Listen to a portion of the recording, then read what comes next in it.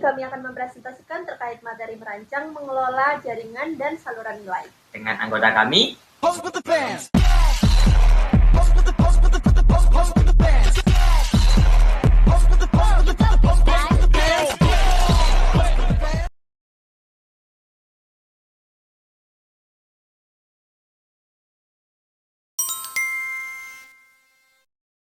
pengertian saluran pemasaran. Saluran pemasaran adalah sekelompok organisasi yang saling bergantung dan terlibat dalam pembuatan produk atau jasa yang disediakan untuk digunakan atau dikonsumsi.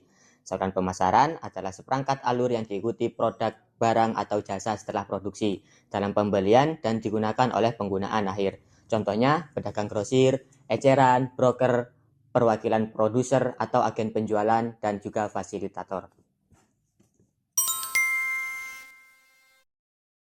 Sistem saluran pemasaran. Sistem saluran pemasaran adalah sekelompok saluran pemasaran tertentu yang digunakan oleh perusahaan.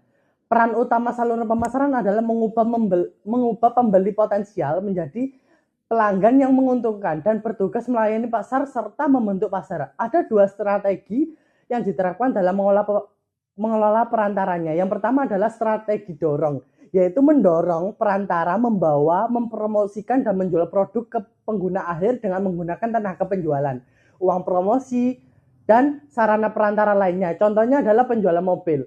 Yang kedua adalah strategi tarik, di mana produsen menggunakan iklan, promosi, dan komunikasi lain dalam meyakinkan konsumen agar meminta produk dari perantara, sehingga perantara memesan produk tersebut. Contohnya adalah penjualan obat-obatan oleh farmasi. Jaringan nilai. Jaringan nilai adalah sistem kemitraan dan aliansi yang diciptakan oleh perusahaan untuk menyediakan, menambah, dan menghantarkan penawarannya. Jaringan nilai meliputi pemasok perusahaan, pelanggan dadakan, dan pelanggan akhir, serta relasi perusahaan seperti peneliti dari perguruan tinggi dan badan pemerintah. Pengelola jaringan nilai membutuhkan investasi dalam teknologi informasi atau IT, dan perangkat lunak yang membutuhkan biaya lebih.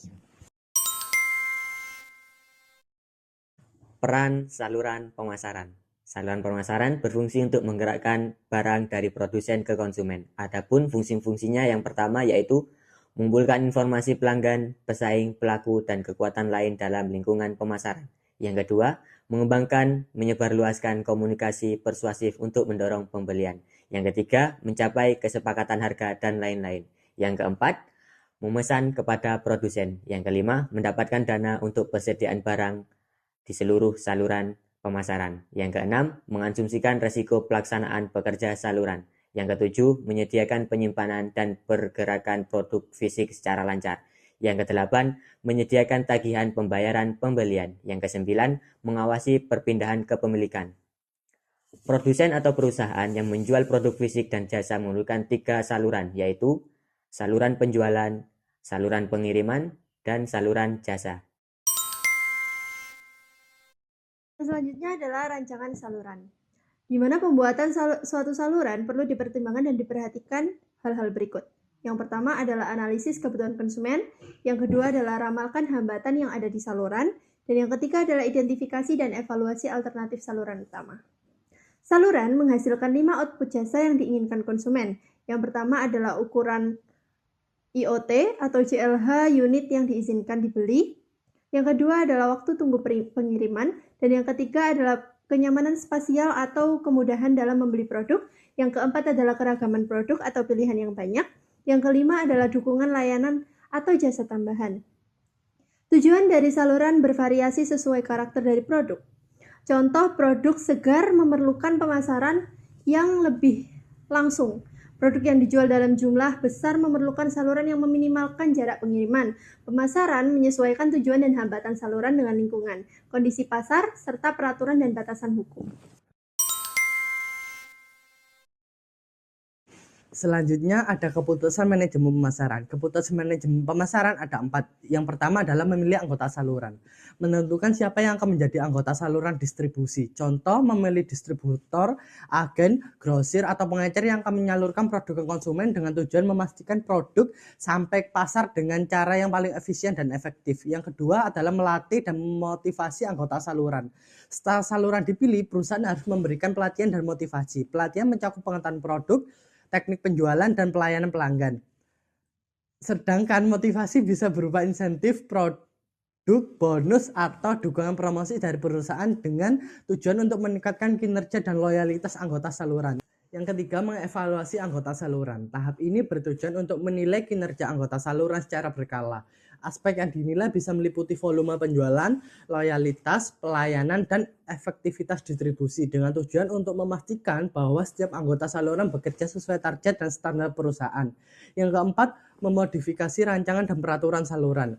Tahap terakhir adalah melakukan penyesuaian terhadap rancangan saluran dan aturan kerjasama. Artinya, apabila terdapat perubahan pasar, strategi atau kinerja anggota saluran tidak sesuai, maka perusahaan perlu memperbarui struktur dan kebijakan dengan tujuan untuk menjaga saluran distribusi tetap efisien, relevan, dan adaptif terhadap perubahan lingkungan bisnis. Keempat langkah tersebut membentuk siklus manajemen pemasaran yang berkesinambungan, mulai dari pemilihan anggota saluran, pembinaan, evaluasi, hingga perbaikan sistem distribusi agar perusahaan dapat mempertahankan kinerja saluran pemasaran yang optimal.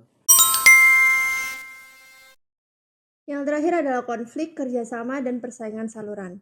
Semua saluran pemasaran mempunyai potensi konflik dan persaingan yang berasal dari ketidakselarasan tujuan, peran, dan hak yang buruk.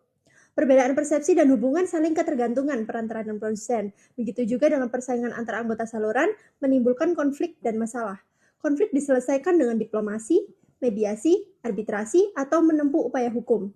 Koordinasi saluran terjadi ketika anggota saluran disatukan untuk meningkatkan tujuan saluran. Kerjasama saluran harus didesain secara efektif agar tercipta hubungan kerja yang baik sehingga penjualan meningkat.